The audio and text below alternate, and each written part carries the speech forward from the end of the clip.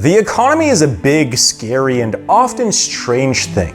It's something that pretty much dictates the course of our lives, yet many people do not know about its history or how it actually works. And over the last little while, after doing tons of research for my other videos, I've found a bunch of strange and weird things about the economy that I've never included in other videos. So I've taken all of those weird things, comprised a list, and now I am presenting that list to you in the 50 weirdest and strangest things about the economy. Now, did you know that the US Postal Service once held a bizarre and short-lived monopoly on delivering babies via parcel post? Yes, you heard that right. In 1902, it was technically legal to mail your child if they were under the weight limit. Some creative parents looking to save money on train tickets actually took advantage of this loophole. The male babies were often sent to visit relatives, tagged and insured like any other package. This practice was obviously insane, and it was quickly shut down once the Postal Service realized they were delivering more than just letters and packages. It's hard to imagine the logistics of this. Postal workers carrying infants along their routes, ensuring that the parcels were fed and changed. The idea of mailing children is so absurd that it feels like something out of a satirical sketch rather than actual history. Thankfully, the practice didn't last long and laws were swiftly amended to prevent such madness. But for a brief, surreal period, the US Postal Service had the dubious honor of being the nation's baby courier. So to me, this proves that sometimes not all government regulations are bad. They prevent genuinely ridiculous situations sometimes. So if you're ever annoyed about postage rates or delivery times, just be thankful the Postal Service isn't still in the business of delivering children. Not too long ago, The Economist magazine, in its infinite wisdom, decided that the best way to measure purchasing power parity between countries was through the price of a Big Mac. Yes, the iconic burger from McDonald's became the benchmark for economic comparison. Forget complex financial models and economic theories, just look at the cost of a Big Mac.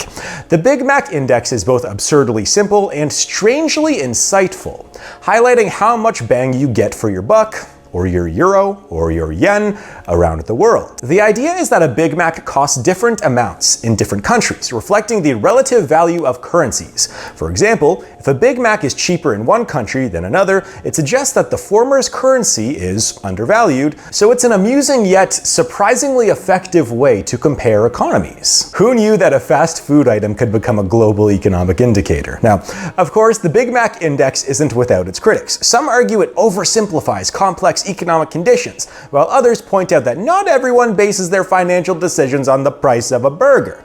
But in a world of endless data and intricate statistics, there's something refreshing about using a simple, everyday item to gauge economic health. So the next time you bite into a Big Mac, take a moment to appreciate its role in global economics, and maybe consider it a little bit of a victory for the common man. But now we move on to Australia, the land of deadly creatures and bizarre decisions. Well, they declared war on emus in 1932. These oversized, flightless birds were causing chaos for farmers, so the government, in its infinite wisdom, decided to send in soldiers armed with machine guns. Because nothing says a rational response like turning farmland into a battlefield against birds. Emus, clearly military strategists in disguise, outmaneuvered the soldiers at every turn. Despite the superior firepower, the soldiers managed to kill only a fraction of the emu population, while the rest continued their crop-destroying rampage. The government's grand plan backfired spectacularly, resulting in a humiliating defeat. Taxpayer money was well spent on this feathery fiasco, proving once again that sometimes nature is the best tactician. After several skirmishes and countless rounds of ammunition wasted, the military finally admitted defeat and withdrew. Now, the emus, they continue to thrive, probably laughing at the absurdity of it all. Australia, where the national bird can defeat an army and taxpayer dollars, are used to finance the world's most ridiculous war. The end, the Great Emu War stands as a testament to human folly and the unpredictability of nature. Now, next time you complain about government spending, just remember it could be worse. They could be declaring war on birds. In the Solomon Islands, they skipped the whole paper and metal currency fad and went straight to using shells as money. Yes, you read that right, shells. Because what's more practical than carrying around pieces of beach to buy your daily bread? This form of currency, known as shell money, was actually used well into the 20th century. Imagine heading to the market with your pockets full of shells, hoping they'd accept your payment without laughing you out of the place. Shell money was more than just an economic tool, it was a cultural artifact. Each shell was intricately designed and held significant value, making them not only a means of trade but also a status symbol.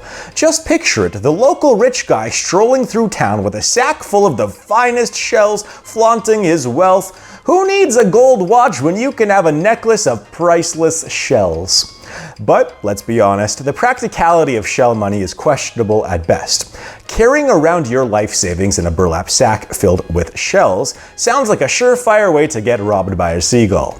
Despite its quirks, shell money persisted for centuries, proving once again that human ingenuity knows no bounds, especially when it comes to finding the most inconvenient ways to handle finances. Now, hyperinflation is always a good time, especially when it gets so bad that your government starts printing trillion-dollar bills. Zimbabwe took this economic disaster to new heights, with their infamous $100 trillion note becoming a symbol of their own financial meltdown. At the peak of this madness, you needed a wheelbarrow full of cash just to buy a loaf of bread. Talk about making it rain, quite literally, with worthless paper. Now, people resorted to all sorts of creative uses for their practically worthless money. Some made arts and crafts, while others used it as kindling to keep warm. Forget about saving for a rainy day in Zimbabwe, it was more like trying to stay dry in a never-ending monsoon of devalued currency. The government kept adding zeros to the bills, hoping to outpace inflation, but it was like trying to put out a forest fire with a garden hose. Eventually, the Zimbabwean dollar was abandoned altogether, and people started using foreign currencies like the US dollar and the South African rand instead. The hyperinflation crisis serves as a grim reminder of what happens when economic policies go horribly wrong. But hey, at least Zimbabwe holds the world record for the highest denomination of currency ever printed. That's something to brag about, right? Iceland, the land of fire and ice. They decided to dabble in the world of high finance during the 2000s. Well, what could possibly go wrong with a small island nation turning itself into a global banking hub? Well, pretty much everything. By 2008, Iceland's banks had amassed debts 10 times the nation's GDP. When the global financial crisis hit, Iceland's economy imploded faster than you can say glacial meltdown.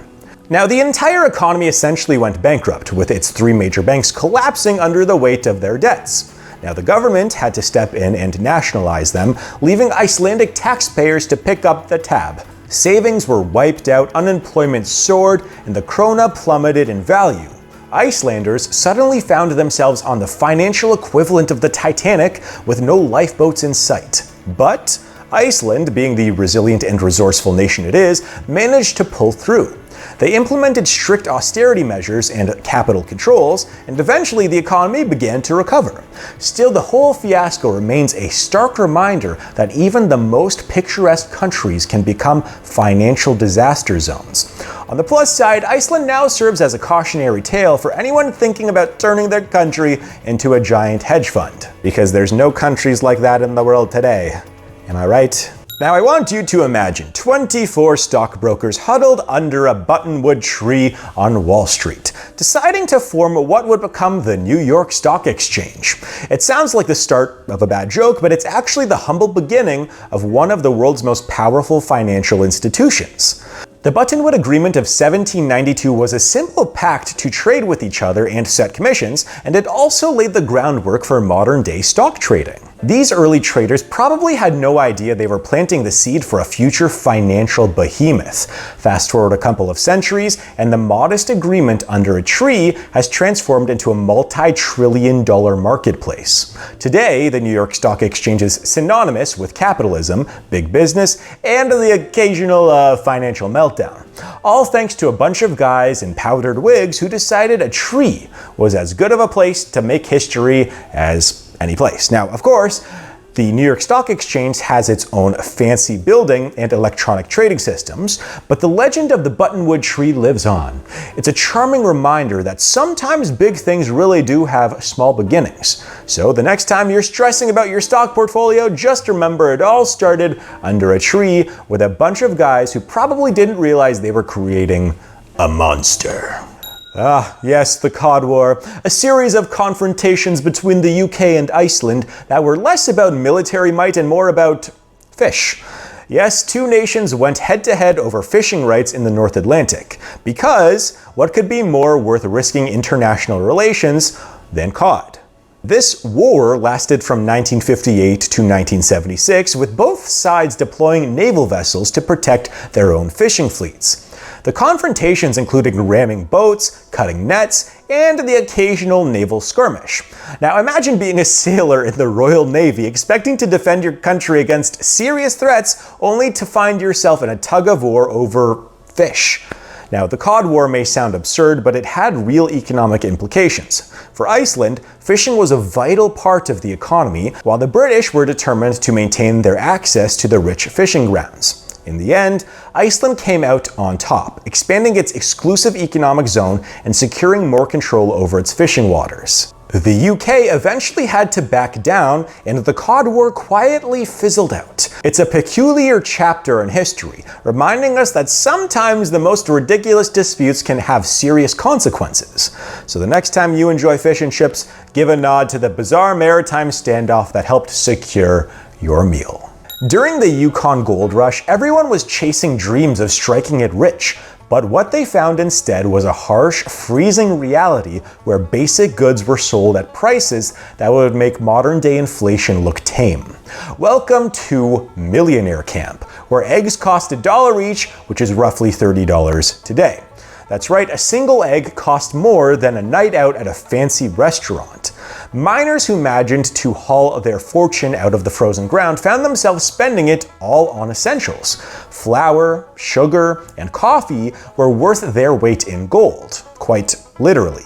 Imagine working yourself to the bone, panning for gold in icy rivers, only to spend your newfound wealth on a breakfast that had rivaled a gourmet meal in price. The economic absurdity of Millionaire Camp is a testament to the extreme conditions and inflated prices of the time. Of course, not everyone struck it rich. Many prospectors ended up broke and broken, with nothing to show for their efforts but frostbite and a severe case of buyer's remorse. The Yukon Gold Rush may have been a time of great opportunity, but it also highlighted the ridiculous extremes people will endure in the pursuit of wealth. So the next time you complain about the cost of groceries, just remember, it could be worse. You could be paying $30 for a single egg. During World War II, the Nazis came up with a brilliant plan to destabilize the British economy, flooded with counterfeit money. Operation Bernhard aimed to produce fake British pounds that were so convincing they could pass for the real thing. The idea was to cause inflation and economic chaos in the UK, because nothing says we're winning the war like printing fake money in a desperate attempt to ruin another country's economy. Now, the operation involved using skilled forgers and printing presses to create counterfeit notes, which were then distributed throughout Europe.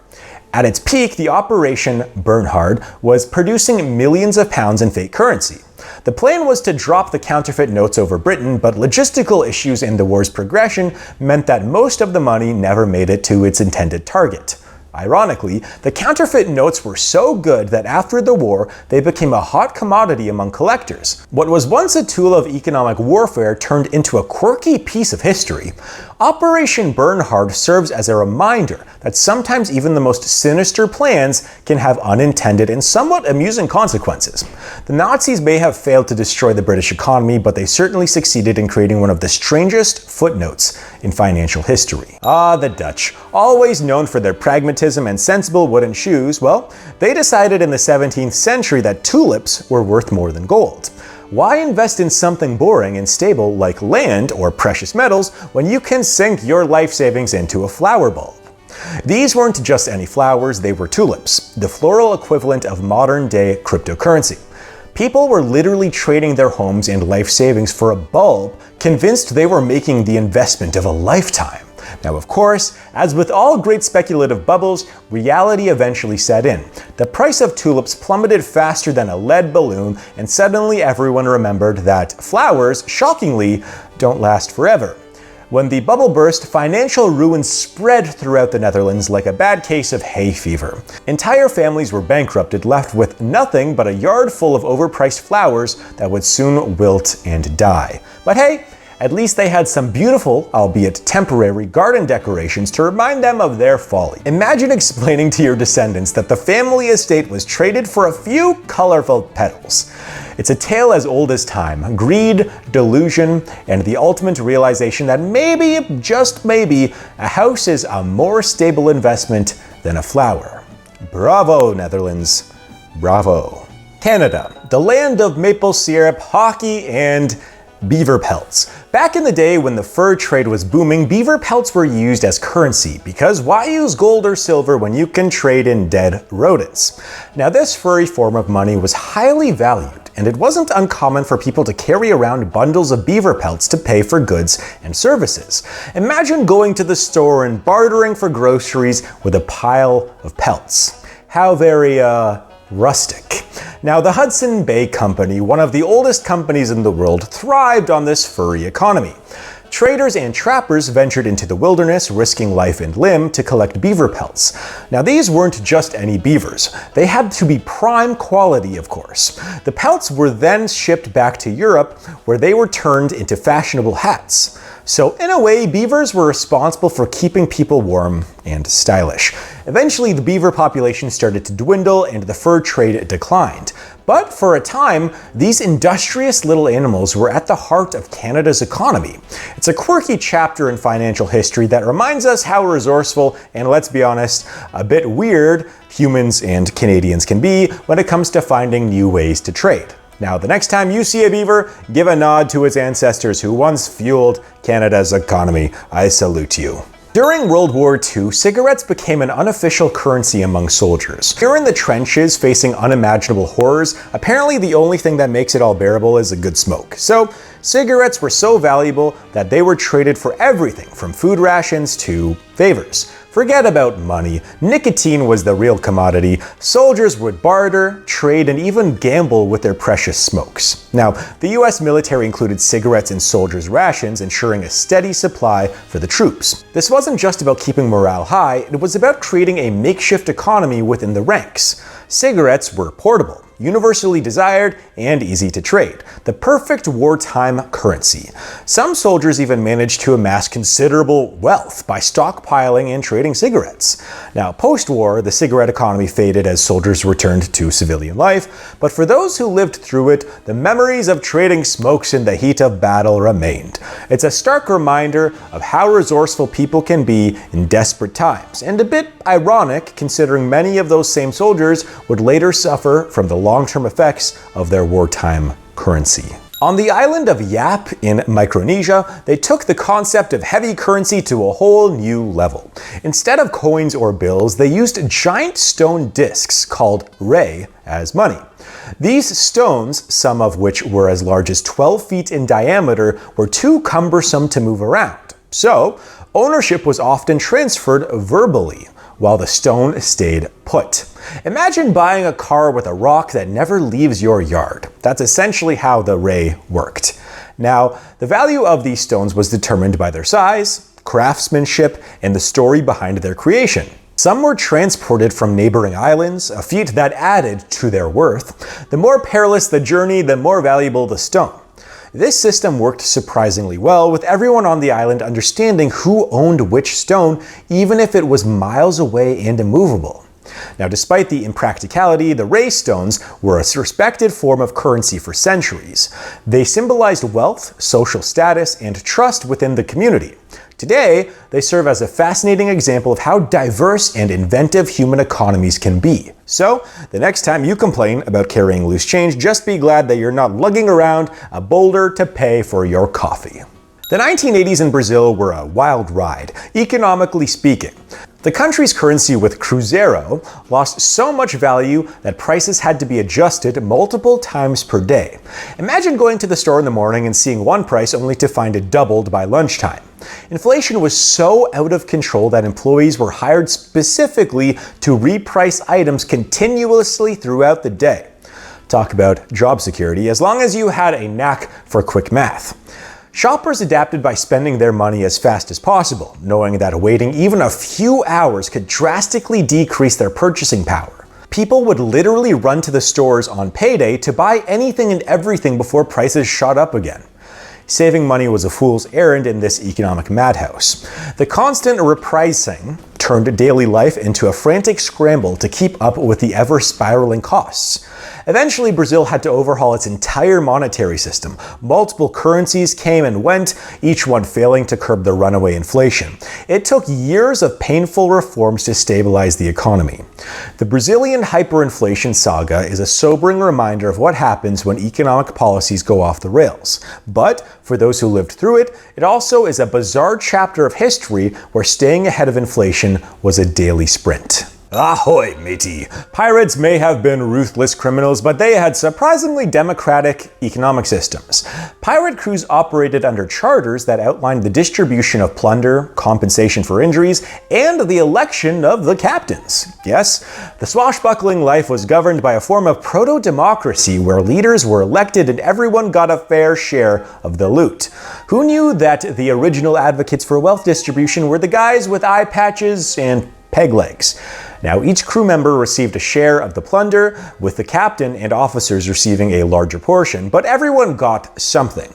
This egalitarian approach ensured loyalty and reduced mutinies.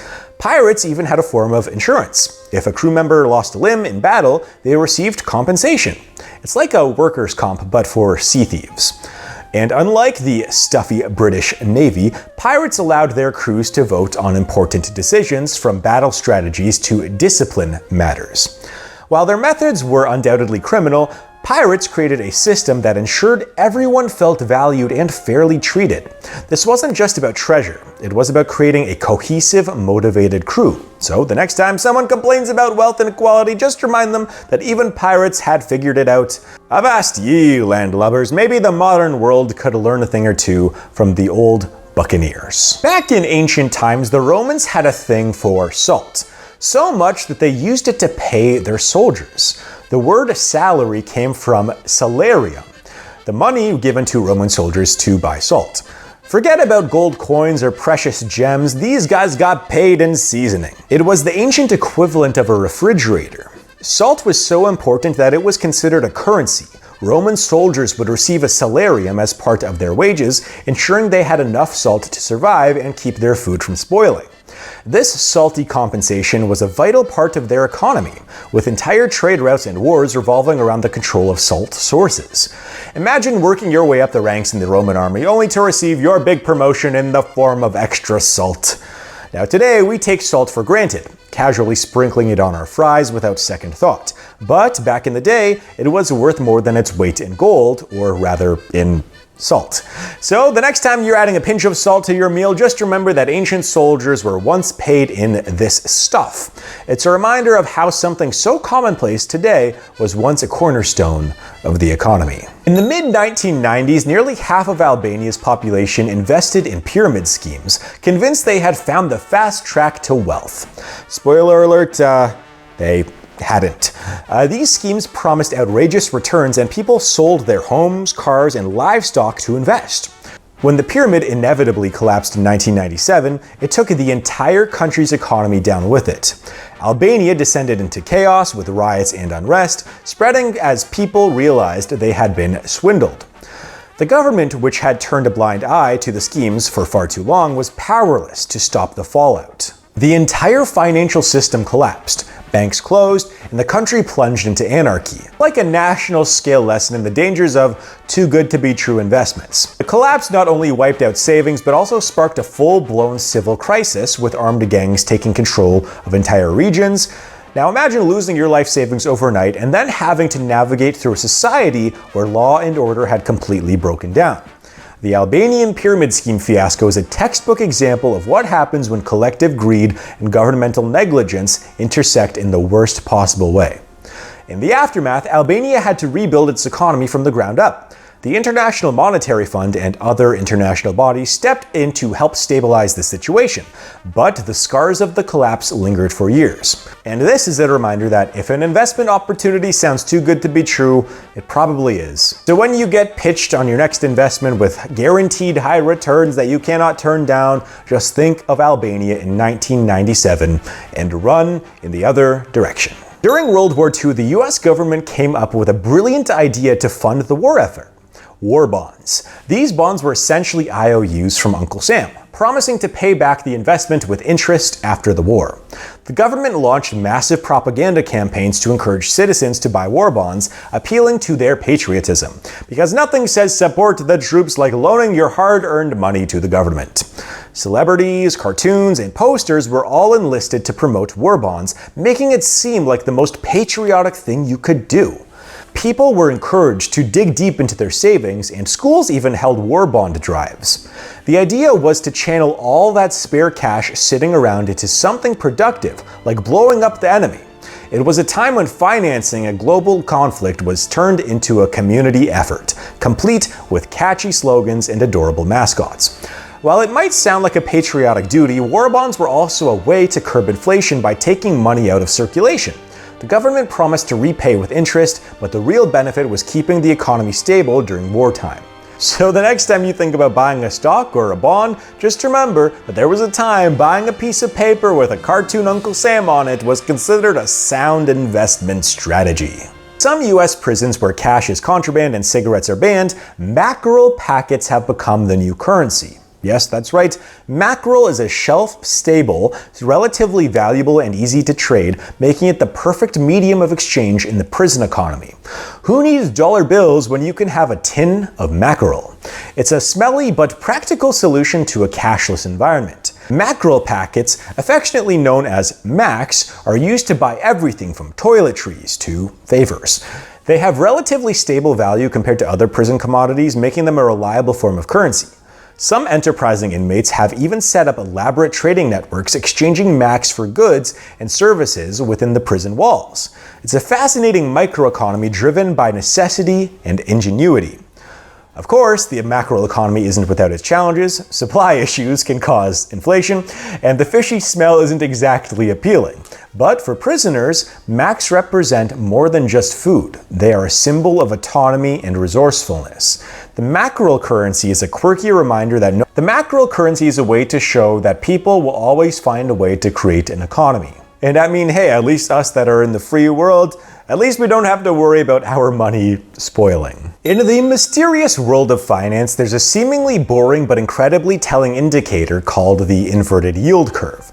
This happens when long-term interest rates fall below short-term rates, which is about as unnatural as a dog walking on its hind legs. Financial experts consider it a harbinger of doom because it has accurately predicted every US recession since the 1950s. It's like the Grim Reaper of economic indicators silently whispering, "Recession is coming." When investors are so freaked out about the future that they accept lower yields for long-term bonds, you know things are bad. The inverted yield curve is essentially investors screaming in financial panic, but in a really nerdy, technical way.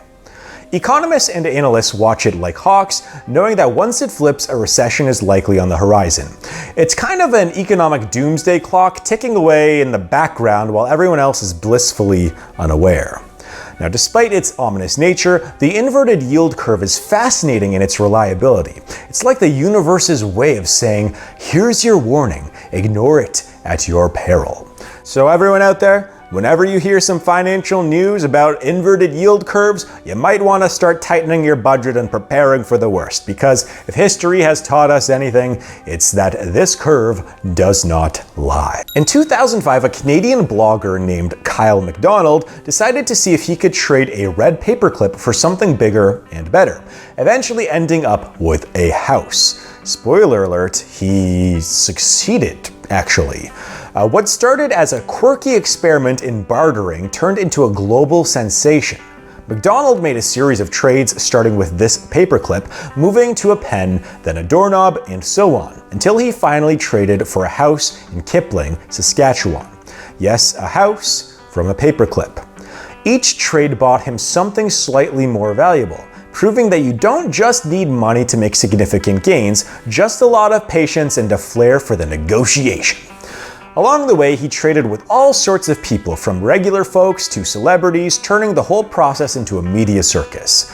McDonald's journey became a viral sensation, capturing the imagination of people worldwide. It's the ultimate feel-good story about the power of persistence and creativity. But let's be real, most of us would probably end up stuck with a slightly better paperclip. McDonald's success was a mix of clever trades, media attention, and a bit of luck. His story is a testament to thinking outside the box, or in this case, outside of the office supply drawer. So when the world comes crashing down and you have no money left, just take a look into your office drawer, find one paperclip, and you could probably use it to buy a house.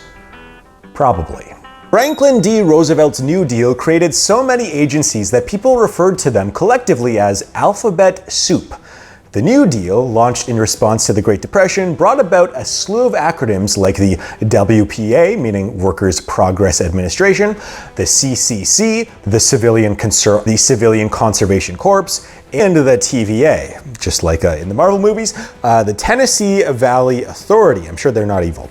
Each program had its own unique mission, from providing jobs to building infrastructure to reforming financial systems. Navigating the New Deal alphabet soup was like playing a government version of Scrabble, where the goal was to create as many acronyms as possible. Critics and supporters alike found the sheer number of agencies bewildering. It seemed that there was an acronym for every conceivable problem, whether it was real or imagined. The bureaucratic maze grew ever more complex, and even seasoned politicians sometimes struggled to keep track of which agency did what. Despite the confusion, the New Deal's alphabet soup left a lasting legacy on American society. Many of the programs helped to pull the country out of the Great Depression and laid the groundwork for future social and economic reforms. The New Deal's chaotic array of agencies demonstrated both government's willingness to experiment and its capacity for excessive complexity. So let's pour one out to FDR, the creator of government bureaucracy. Cheers, my friend. Depending on the day, the company Apple could be the most valuable company in the world. Its market capitalization surpassed the GDP of many countries, including Italy and Brazil. Yes, a company that started in a garage selling computers is now worth more than the entire economies of major nations. Apple's ascent to this financial pinnacle is both a testament to its business prowess and a glaring reflection of the skewed distribution of wealth in the modern world. This staggering valuation highlights the immense power and influence of tech giants. Apple's products, from iPhones to MacBooks, are ubiquitous, and its ecosystem has ensnared millions of loyal customers. I mean, heck, I'm shooting this video on an iPhone right now. Investors have rewarded this dominance with sky-high stock prices, propelling Apple into the financial stratosphere. Meanwhile, entire countries with millions of people struggle to match the economic output of a single corporation. While some celebrate Apple's success as a triumph of innovation and capitalism, others see it as a sign of an increasingly unbalanced global economy. When one company is worth more than entire major nations, it raises uncomfortable questions about economic equity and sustainability. So if you ever go and buy an iPhone ever again, just realize the second before you make that purchase that this money is going to a good cause with a company that really needs your money. In the 1980s, a man named Dennis Hope claimed ownership of the moon and began selling plots of lunar land. Yes, you can apparently just declare yourself the owner of a celestial body and then start a real estate business. Hope, recognizing the lack of clear legal ownership of the moon, filed a claim with the United Nations and started selling acres of lunar land for a few bucks each, because nothing says sound investment like buying property on a rock with no atmosphere. Hope's lunar embassy sold millions of acres, with customers ranging from average Joes to celebrities. People bought certificates of lunar ownership, often as novelty gifts or quirky investments. The whole enterprise was legally dubious at best, considering the Outer Space Treaty of 1967, which explicitly prohibits any one nation from claiming ownership of the moon.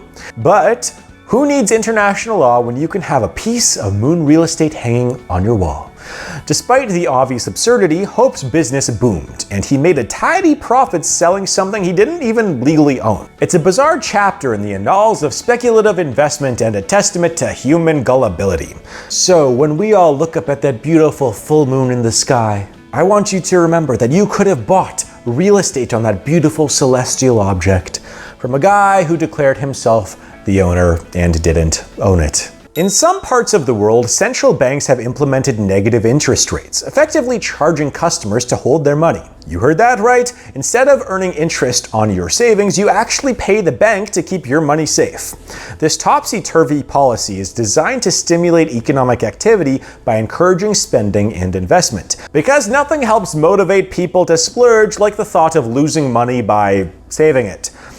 Negative interest rates are a sign of just how desperate central banks have become to kickstart sluggish economies.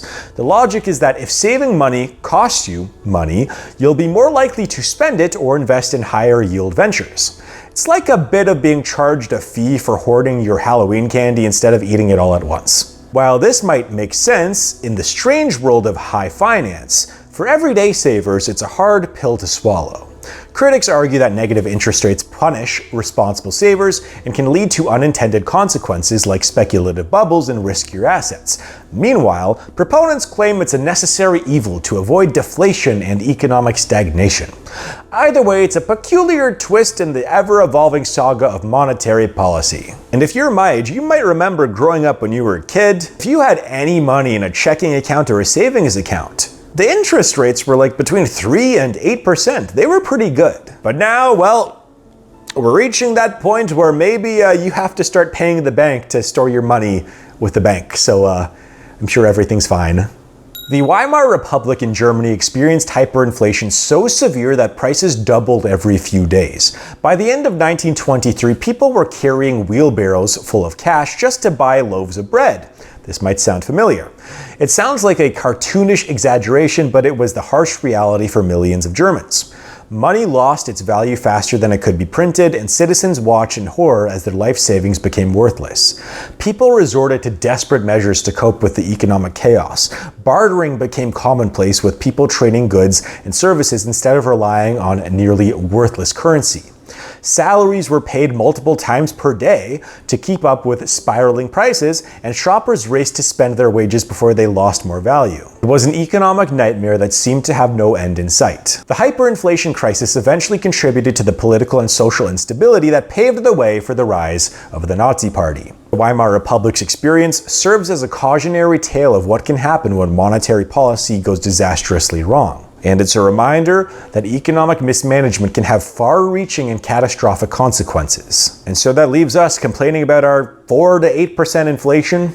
Just think about what the Weimar Republic went through. Because, well, I guess on a positive note of current times is that things could always be worse. In the early 18th century, France's economy was sent into a tailspin by the Mississippi Bubble, one of history's most infamous speculative bubbles. It all started with the Mississippi Company, a venture designed to exploit the wealth of France's North American territories, and investors were promised untold riches. And because of that, shares in the company began skyrocketing. And obviously, nothing could go wrong with investing in a company named after a river thousands of miles away. The bubble burst spectacularly in 1720 when it became clear that the company's assets were grossly overvalued. Share prices plummeted and investors lost their fortunes overnight. The ensuing financial panic led to widespread economic collapse, shaking public confidence in the French economy. The government, which had heavily backed the Mississippi Company, was left scrambling to contain the fallout. The collapse led to a severe economic depression, and the public's faith in both the financial system and the monarchy was deeply shaken. John Law, the mastermind behind the scheme, fled France in disgrace, leaving a trail of financial ruin in his wake. The Mississippi Bubble serves as a classic tale of the dangers of speculative investment and the perils of irrational exuberance. It's also a tale of greed and deception and inevitable collapse that has been echoed in countless financial bubbles ever since. But hey, at least today we got no examples of financial bubbles that people think is a safe investment, so we're all safe. In 1998, Russia experienced a catastrophic currency crisis that saw the ruble devalue to a fraction of its former worth. The country defaulted on its debt and the entire financial system teetered on the brink of collapse. Imagine waking up to find that your savings are now worth less than the paper they're printed on. That was the grim reality for millions of Russians as inflation soared and the economy crumbled. The crisis was precipitated by a combination of falling oil prices, high debt levels, and a lack of confidence in the government's ability to manage the economy. The ruble's devaluation led to soaring prices for basic goods, making everyday life a struggle for ordinary Russians. The government's attempts to stabilize the situation with a series of haphazard economic policies only seemed to make things worse. Internationally, the crisis sent shockwaves through the global financial markets, highlighting the interconnectedness of the modern economy. In the aftermath, Russia underwent painful economic reforms to stabilize its currency and rebuild investor confidence. The 1998 currency crisis is a reminder that Russia's economy is always stable and has nothing wrong with it ever, and it's the best country in the world. It's a reminder that Russia can occasionally have make some bad decisions, and isn't always the best and most honest country regarding its economy. The early 1980s, when parents went absolutely bananas over Cabbage Patch Kids dolls. During the 1983 holiday season, these chubby-cheeked dolls became the must-have toy, leading to a frenzy that made Black Friday look like a casual stroll in the park. Parents fought tooth and nail in stores, paying exorbitant amounts of money to secure a doll for their precious little ones.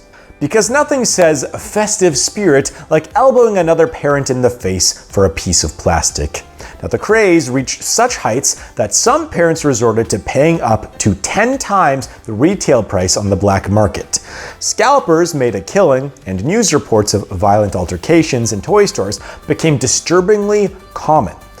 It was a veritable circus of consumerism gone wild, all over a doll with a slightly creepy, perpetually surprised expression. The Cabbage Patch Kids craze is a cautionary tale of the power of marketing and the lengths that people will go to fulfill holiday expectations. You know, sometimes, kids, we lose sight of the true meaning of Christmas and the holiday season. It's supposed to be about family and friends and...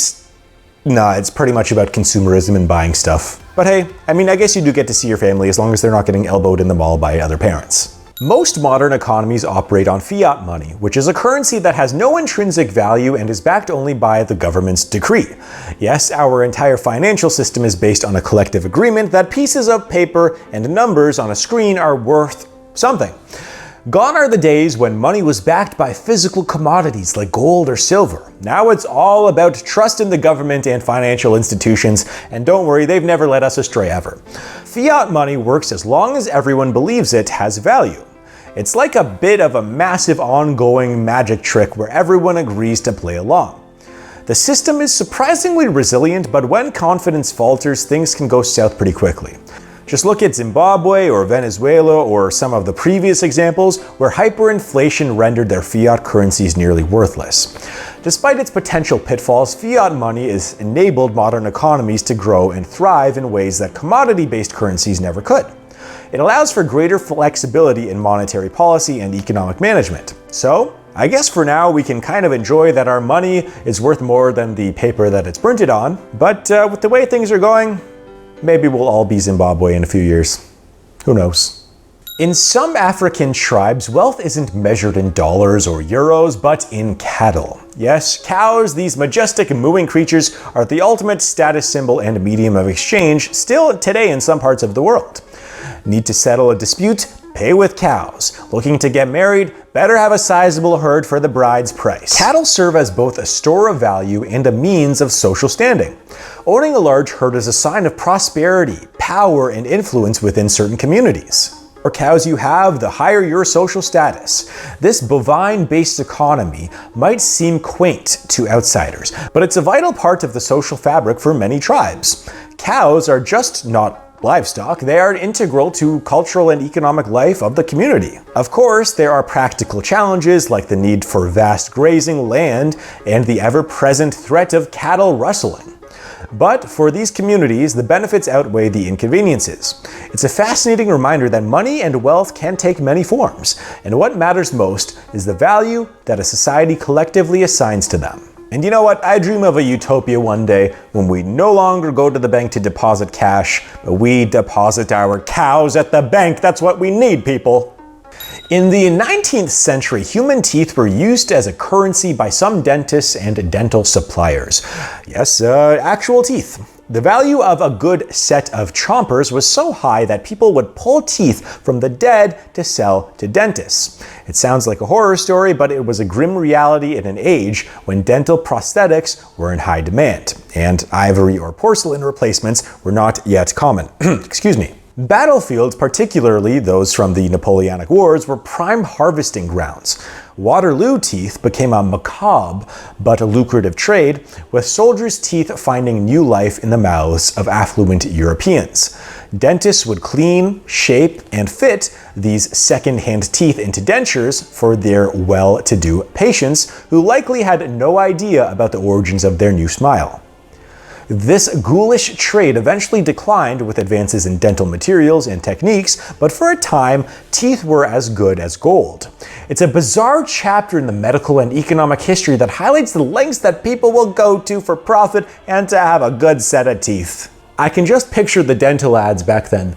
9 out of 10 dentists recommend stripping teeth from Waterloo soldiers and putting them in your mouth. The Great Stork Derby sounds like a whimsical event, but it was actually a bizarre baby-making contest fueled by a wealthy Canadian's will.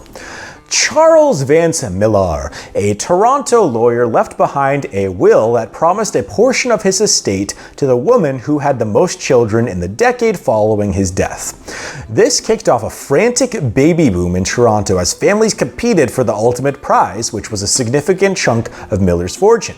The contest saw some families dramatically increase their childbearing in hopes of securing the inheritance.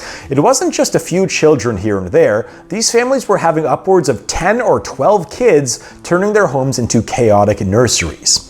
The city of Toronto became a bizarre battleground of fertility, with parents viewing their offspring as investments rather than bundles of joy. It was like a reality show long before its time, where the stakes were diapers and sleepless nights. The legal battles over the will and the prize money dragged on for years, adding a layer of courtroom drama to this already surreal competition. The Great Stork Derby remains a quirky and somewhat unsettling chapter in legal and economic history, showcasing the lengths that people will go to for financial gain. And you know what? It makes a lot of sense, because it seems like back then in Toronto, there were just families who wanted to make armies of children, and now we know why. In 1520, Stockholm experienced a gruesome event known as the Stockholm bloodbath, which had a severe economic impact. After a brutal conflict, the Danish king, Christian II, executed over 80 Swedish nobles and merchants, decimating the city's leadership. Imagine the local Chamber of Commerce meeting turning into a mass execution. The loss of so many influential figures plunged the Swedish economy into chaos. The executions led to widespread fear and instability, crippling trade and commerce. Merchants were afraid to conduct business, and the economic repercussions were felt throughout the region. It wasn't just a loss of life, it was a loss of economic stability and growth.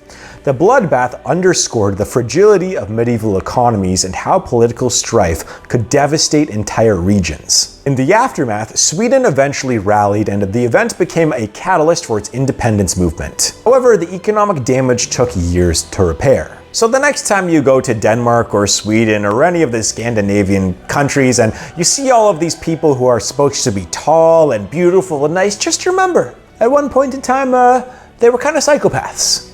And maybe they still are. I'm keeping an eye on you, Northerners. I'm keeping an eye on you. Panama's currency, the Balboa, is pegged to the US dollar, meaning it exists in name only for practical purposes. The country uses US coins alongside its own Balboa coins, but no Balboa notes are printed. Essentially, Panama has outsourced its currency printing to the US Treasury, making it one of the few countries without its own paper money. Because why go through the hassle of printing your own cash when you can just use someone else's? This arrangement has its perks. Panama benefits from the stability of the US dollar, avoiding the hyperinflation and currency devaluations that plague many other Latin American countries. It's like having the US as your big brother who lets you use his lunch money. However, it also means Panama has little control over its monetary policy, tying its economy's fate closely to that of the United States. For tourists, this system is a dream come true. No need to worry about exchange rates or finding a currency exchange, just bring your dollars. For Panamanians, it's a double-edged sword. The stability is nice, but the lack of monetary control can be frustrating. And just remember, the US always treats its southern partners as equals. And they have never done anything wrong to Panama ever. During World War II, several countries faced metal shortages and had to get creative with their coinage. Enter the aluminum coin. By the way, why do the UK people say aluminium? There's no extra I in there, but anyways. Countries like France, Italy, and Japan started minting coins out of aluminum because traditional metals like nickel and copper were needed for their war effort. Imagine paying for your morning coffee with something that feels lighter than a soda can tab. These aluminum coins were practical in terms of material availability, but they weren't exactly beloved. They were so light that people often lost them or mistook them for play money. Durability was also another issue. Aluminum coins could bend, scratch, or wear down quickly, making them less than ideal for everyday use. But in wartime, beggars can't be choosers, and these flimsy coins were better than nothing. The switch to aluminum coins was a temporary measure, but it left a lasting impact on numismatics. Collectors today find these wartime coins fascinating, though not particularly valuable. They serve as a tangible reminder of the resourcefulness required during times of scarcity. And so, considering that we may not have coins or physical money that much any longer because governments want to have a digital currency, we can at least appreciate what we have now, the good old clink that a toonie makes here in Canada. That is a sound that is so valuable because, well, it's not made out of soda can stuff. Despite the euro being Germany's official currency, many Germans still collect and use Deutschmarks. Yes, the currency that was phased out in 2002 still holds a special place in the hearts and wallets of many. It's as if the Deutschmark has become a beloved family member that no one wants to let go. Germans can still exchange their old currency at the Bundesbank. Did I pronounce that correct? Bundesbank? And some businesses even accept them as payment.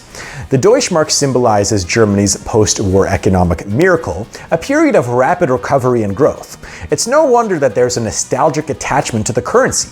People see it as a symbol of stability and prosperity, a stark contrast to the euro, which has had its fair share of crises and controversies over the years. For some, holding onto a Deutschmark is a way of holding onto a golden era of economic success. While the euro is here to stay, the enduring love for the Deutschmark is a testament to its legacy. It's a part of monetary history, where a defunct currency continues to circulate in the hearts and minds of a nation. Did you know that some people still hoard pre-1982 US pennies because they contain copper worth more than their face value? Yes, in a twist of economic irony, iron, but not copper, the metal content of these pennies is worth more than 1 cent. This has led to a niche but dedicated group of penny hoarders who collect and store these coins, hoping to cash in on the copper someday. It's like investing in a precious metal, but on a very small scale. Pre-1982 pennies are made of 95% copper, and with copper prices rising, their melt value exceeds their nominal value. However, melting down pennies for their copper content is illegal in the United States, so these hoarders are sitting on a literal pile of untapped potential wealth, waiting for the day when the law changes or they find a legal loophole. It's the ultimate long game, I see. In the meantime, these pennies are often stored in bulk, with hoarders meticulously sorting through their change to find the valuable ones. It's a hobby that combines the thrill of treasure hunting with the patience of a collector. That also brings up the question. We outlawed pennies here in Canada about a decade ago or so. When was the last time I saw a penny? Something that was so treasured, something that was so prevalent in our childhoods is just gone. Anyways, leave a comment. When's the last time you saw a penny? For me, it's probably been like 5-10 years. This topic. Central banks like the Federal Reserve have used quantitative easing to inject money into the economy. A controversial practice that sounds like it belongs in a sci-fi novel. QE involves the central bank buying government securities or other financial assets to increase the money supply and encourage lending and investment. It's like the financial equivalent of a caffeine boost intended to jolt the economy awake. Critics argue that the QE can lead to inflation and create asset bubbles, while proponents see it as a necessary tool to combat economic downturns. The practice has been likened to printing money, though central banks insist it's more like a sophisticated system that us common folk cannot understand. QE aims to lower interest rates and increase asset prices, theoretically making people feel wealthier and more likely to spend, because nothing encourages consumer confidence like artificially inflating the economy.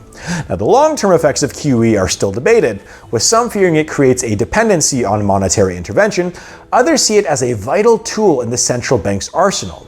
Regardless of where you stand, it's a fascinating and somewhat unsettling glimpse into the levers of economic power. And if you've seen my other videos, you guys know how much I distaste quantitative easing. But hey, I seem to be one of the only financial people on the internet that is against this. But anyways, we need recessions occasionally. In April of 2020, my career began taking off because I made a video on one very niche topic that no one talked about for like 2 weeks after. And that was the world witnessed the unimaginable. Oil prices turned negative. And this was because of a combination of the COVID-19 pandemic, where the demand for oil plummeted, and because of a good old Russian-Saudi Arabia PP measuring contest regarding the oil sector. Now, when oil prices went negative, traders were literally paying others to take oil off of their hands. Imagine filling up your gas tank and getting a check in return. It was a surreal moment in the financial markets, reflecting the unprecedented chaos of the time. The negative prices were a result of futures contracts expiring with nowhere to store the physical oil. This led to a bizarre scenario where the price per barrel plunged below zero, a clear sign of just how disrupted the global economy had become. The event highlighted the fragility and complexity of commodity markets, where a sudden drop in demand or a sudden increase in supply can turn the fundamentals upside down. For a brief period, oil wasn't just cheap, it was an outright liability. Producers and traders scrambled to manage the fallout while the rest of the world watched in astonishment. The negative oil price episode will be remembered as a bizarre anomaly and a stark reminder of how interconnected and volatile the global markets can be.